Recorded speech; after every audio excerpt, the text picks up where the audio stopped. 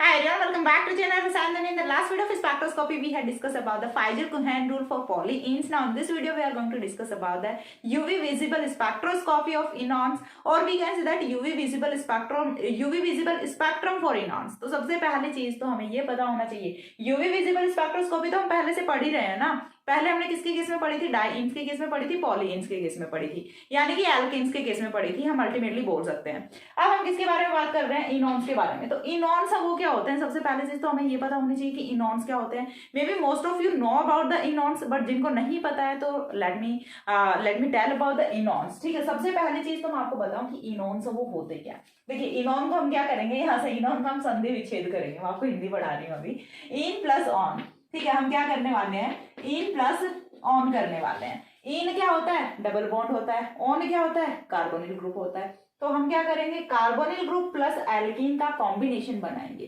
Carbonyl plus alkene combination में है, and when, जब ये होती है अल्फा बीटा अनसैचुरेटेड कीटोन्स को भी हम बोल सकते हैं इनॉन्स, यानी कि कॉन्जुगेशन में जब एल्कीन प्लस कीटोन होते हैं, ठीक है, यानी कि कुछ इस टाइप का आपको सिस्टम कहीं पे मिल जाता है, कहीं पे भी आपको कुछ इस टाइप का सिस्टम मिल जाता है कि आपके सामने क्या है? डबल बॉन्ड है, डबल बॉन्ड के साथ में कॉन्जुगेशन में क्या है? कार्बोनिल ग्रुप है। तो system like this is called as alpha beta unsaturated ketone और मे बी नॉन एज इनॉन,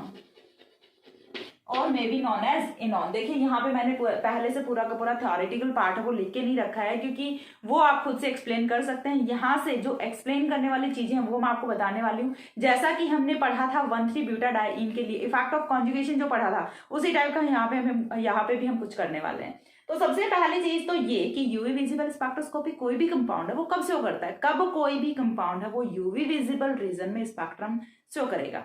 तो सबसे पहली कंडीशन उसके लिए क्या होती है कि उसके लिए यहाँ पे इलेक्ट्रॉनिक ट्रांजिशंस होने चाहिए। एंड कौन से इलेक्ट्रॉनिक ट्रांजिशंस होने चाहिए? या तो पाई टू पाई स्टार होने चाहिए या फिर एन टू पाई स्टार होने चाहिए। दो ही टाइप के इलेक्ट्रॉनिक ट्रांजिशन पॉसिबल होते हैं यहाँ पे, जिनकी वजह से यूवी एंड विजिबल रीजन में कोई भी कंपाउंड है वो अपना कलर रिप्रेजेंट करता है या फिर अपना एब्जॉर्बेंस शो करता है, लैम्डा मैक्सिमम शो करता है।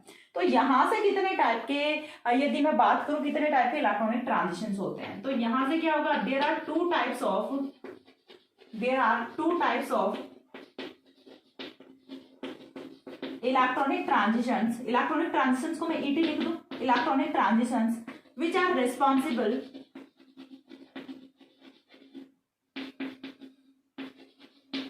Responsible to give the UV visible spectrum. UV visible spectrum को देने के लिए यहाँ से दो रिस्पॉन्सिबल इलेक्ट्रॉनिक ट्रांजिशंस होते हैं। वो कौन कौन से होते हैं? फर्स्ट यहाँ से इलेक्ट्रॉनिक ट्रांजिशंस वो कौन से होंगे? Pi to pi star electronic transitions होंगे। एंड क्यों होंगे pi to pi star electronic transition? Pi to pi star electronic transition के लिए कंडीशन क्या होती है?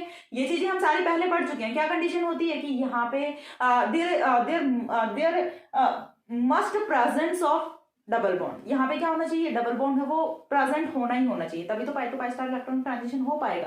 अब यहाँ से देखिए, दो डबल बॉन्ड्स है, ठीक है, दो डबल बॉन्ड्स है। दूसरे टाइप के इलेक्ट्रॉनिक ट्रांजिशन वो कौन से होते हैं? यहाँ से N2 pi star electronic transition होते हैं। N2 pi star electronic transition का मीनिंग क्या होता है? यहाँ से आपको ऑक्सीजन दिख रहा है, ऑक्सीजन पे क्या होते हैं? लॉन पेयर ऑफ इलेक्ट्रॉन्स होते हैं। ये जो लॉन पेयर ऑफ इलेक्ट्रॉन्स होते हैं never participate in the bonding, so these are called as non bonding electrons. And ये जो नॉन बॉन्डिंग इलेक्ट्रॉन्स है ये नॉन बॉन्डिंग मॉलिक्यूलर ऑर्बिटल से जाते हैं एंटी बॉन्डिंग पाई स्टार में जाते हैं, और this type of transition is called as N2 pi star electronic transition. तो यहाँ पे दो इलेक्ट्रॉनिक ट्रांजिशंस होते हैं जो कि यूवी विजिबल स्पेक्ट्रम के लिए रिस्पॉन्सिबल होते हैं। इन इलेक्ट्रॉनिक ट्रांजिशंस के बेसिस पे ही हम बता सकते हैं कि जो इनॉन्स होते हैं वो क्या करते हैं? यूवी विजिबल रीजन में जो स्पेक्ट्रम है या फिर लैम्डा मैक्स की वैल्यू वो रिप्रेजेंट करते हैं। यहाँ से नेक्स्ट पॉइंट पे मूव करते हैं। तो यहाँ से हम यदि बात करें इनॉन्स को, तो हम कॉम्बिनेशन किसका मान सकते हैं? इन प्लस ऑन का कॉम्बिनेशन हम यहाँ से मान सकते हैं। तो हम क्या लिखेंगे यहाँ से? इनॉन्स can be assumed as combination of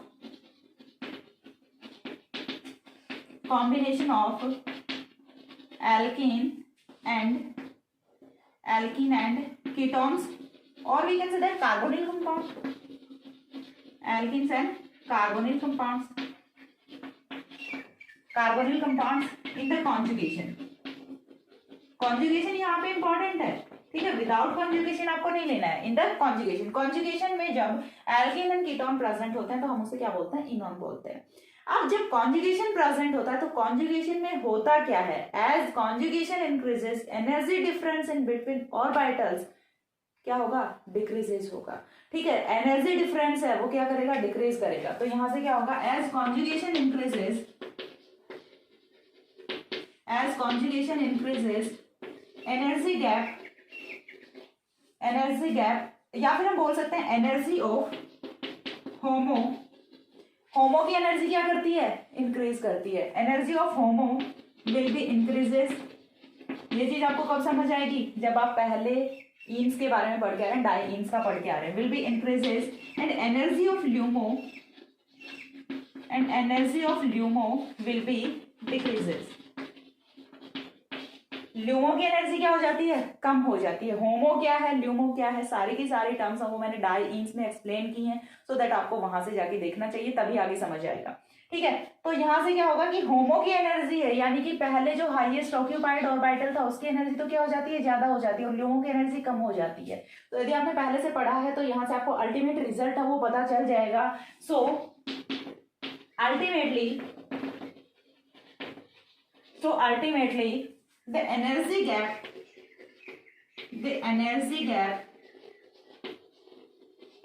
between orbitals decreases. क्या होगा, एनर्जी गैप वो क्या करेगा, डिक्रीज करेगा. And as energy gap decreases क्या होने वाला है, electronic transitions increases. Electronic transitions increases and enons shows lambda maximum in UV visible region. और इस वजह से इनॉन्स वो क्या करते हैं, यूवी विजिबल रीजन में लैम्डा मैक्सिमम की वैल्यू वो शो करते हैं. अब हम इसका डायग्राम बनाएंगे कि कैसे क्या होता है यहाँ पे. तो सबसे पहली चीज हमें क्या चाहिए, एनर्जी चाहिए. ठीक है, हमें क्या चाहिए, एनर्जी चाहिए. कहाँ तक का दिखेगा, ये चीज भी मुझे देखनी पड़ेगी. हमें क्या चाहिए, एनर्जी चाहिए. इस पे हम क्या रिप्रेजेंट कर रहे हैं, एनर्जी रिप्रेजेंट कर रहे हैं. अब यहाँ से हमें क्या लेना है, एक बार के लिए एल्कीन के ऑर्बिटल्स लेना है. ठीक है, एल्कीन के ऑर्बिटल्स लेने हैं. एल्कीन के ऑर्बिटल्स हम पहले भी ले चुके हैं. क्या क्या होते हैं, एक तो होगा आपका बॉन्डिंग और दूसरा क्या होगा, एंटी बॉन्डिंग होगा. This one is pi star. हो गया इतना. पाई में क्या होते हैं, 2 इलेक्ट्रॉन्स होते हैं, पाई स्टार में कोई इलेक्ट्रॉन्स होते नहीं है. इतनी चीज क्लियर है. देन हम दूसरा यहाँ पे बात करते हैं कीटोन के बारे में. तो कीटोन में क्या होता है, C डबल बॉन्ड O होता है. ठीक है, कीटोन में क्या होता है, C डबल बॉन्ड O होता है.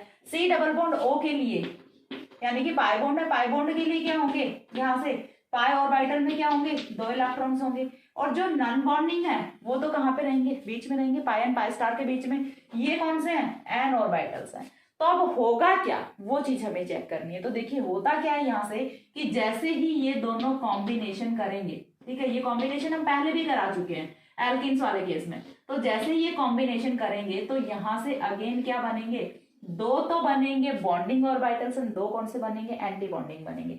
एज आई टोल्ड यू, यहाँ से ये कौन सा है, बॉन्डिंग मॉलिक्यूलर ऑर्बिटल है. ये कौन सा है, एंटी बॉन्डिंग मॉलिक्यूलर ऑर्बिटल. और ये कौन सा है, NBMOs, non bonding molecular orbital है. ऐसे ही यहाँ से भी क्या होने वाला है, सेम कॉम्बिनेशन होगा. एंड कॉम्बिनेशन का रिजल्ट क्या होगा यहाँ से कि एक की तो एनर्जी कम होगी और दूसरे की एनर्जी ज्यादा होगी. एक की एनर्जी तो क्या होती है, कम होती है, दूसरे की एनर्जी ज्यादा होती है. अब यहाँ से क्या बनेगा, this one is pi 1, pi 2, pi 3 star and pi 4 star. ठीक है, इनमें से ये दोनों, ये कौन से हैं, बॉन्डिंग के, और ये दोनों कौन से हैं, एंटी बॉन्डिंग के. 2 बॉन्डिंग के बने, 2 एंटी बॉन्डिंग के बने. पहले यदि हम बात करें तो होमो की एनर्जी क्या थी, ये थी. होमो क्या होता है, हाईएस्ट ऑक्यूपाइड मॉलिक्यूलर ऑर्बिटल. ऐसा सबसे ज्यादा एनर्जी वाला ऑर्बिटल जिसमें कि इलेक्ट्रॉन प्रेजेंट हो. तो यही था, पाई था.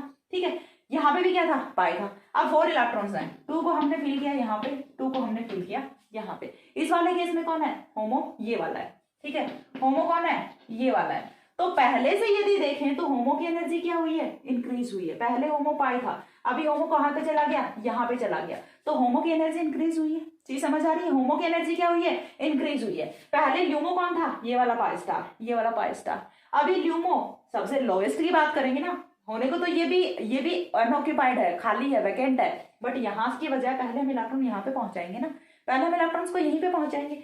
तो ये अब क्या हो गया, ल्यूमो हो गया। तो ल्यूमो की एनर्जी पहले से क्या कर गई, डिक्रीज कर गई। और जब ऐसा होता है तो देखिए पाई से पाई स्टार में इलेक्ट्रॉनिक ट्रांजिशन होने के लिए जो एनर्जी गैप है वो क्या हो गया, कम हो गया। और साथ में यदि हम बात करें n to pi star electronic transition की, ये आपका n है तो यहां से और यहां तक इलेक्ट्रॉनिक ट्रांजिशन के लिए तो एनर्जी गैप वो और भी कम हो गया, ठीक है। तो ये कौन सा हो गया, n to pi star electronic transition हो गया। एंड इधर का यदि मैं बात करूं तो ये कौन सा हो गया, pi to pi star electronic transition हो गया। यानी कि आप इजीली समझ सकते हैं कि एनर्जी गैप है वो कितना कम हो गया बिकॉज ऑफ कॉन्जुगेशन। एंड जैसे ही कॉन्जुगेशन इंक्रीज किया एनर्जी गैप डिक्रीज किया। और एनर्जी गैप की डिक्रीज करने का रीजन क्या है, क्योंकि जैसे ही कॉम्बिनेशन होता है दोनों स्पीसीज का, इधर वाली स्पीसीज की यदि हम बात करें तो ये क्या थी, C डबल बॉन्ड C थी। इधर वाली स्पीसीज की यदि हम बात करें तो ये क्या थी, C डबल बॉन्ड O थी, ठीक है। कार्बोनिल प्लस में हमने क्या किया, एल्कीन का कॉम्बिनेशन कराया। कॉम्बिनेशन के ड्यूरिंग होमो की एनर्जी इंक्रीज की है, ल्यूमो की एनर्जी डिक्रीज की है। And this is the criteria. ऐसा ही होता है, जब भी कभी आप कॉन्जुगेशन इंक्रीज कर रहे हैं तो हमेशा क्या होना है, होमो की एनर्जी इंक्रीज होगी एंड ल्यूमो की एनर्जी डिक्रीज होगी। एंड ओवरऑल जो ऑर्बिटल्स के बीच का एनर्जी गैप है वो क्या हो जाता है, कम हो जाता है। एनर्जी गैप कम हो गया,